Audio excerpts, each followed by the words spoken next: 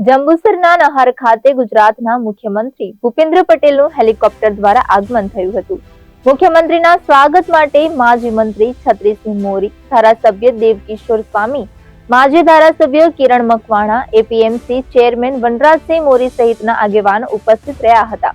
મુખ્યમંત્રીએ શ્રાવણ મહિનાના બીજા સોમવારે કાવી કંબુ સ્થિત પ્રાચીન સ્તંભેશ્વર મહાદેવ મંદિરે પધારી શિવલિંગના દર્શન કર્યા હતા તેમજ યજ્ઞમાં પૂજા અર્ચનામાં ભાગ પણ લીધો હતો।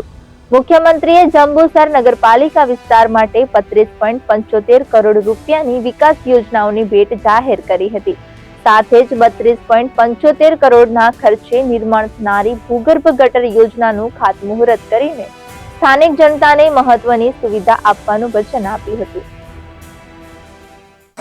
પ્રખ્યાત તીર્થ સ્તંભેશ્વર મહાદેવ શ્રાવણ માસના આજે ખૂબ મોટો ઉત્સવ ચાલે છે અને આ ઉત્સવ દરમિયાન ભારતભરમાંથી હજારો તીર્થયાત્રી અહીં આવતા હોય છે અને આજે યોગાનુયોગ ભગવાનના આશીર્વાદ લેવા માટે આજે અમારા ગુજરાત રાજ્યના મુખ્યમંત્રી શ્રી એમને પણ અહીં આવીને આજે દર્શન કર્યા અને દર્શન કર્યા પછી યજ્ઞશાળામાં એમને પણ હવન પણ કર્યું 5 મિનિટ અને પરમાત્મા એમને ખૂબ સુખી રાખે અને એમની જે એમના હસ્તે સારા કામો પરમાત્મા એમની પાસે કરાયા કરે એવા અમારા સ્તંભેશ્વર મહાદેવ વતી એમને આશીર્વાદ આપીએ છીએ।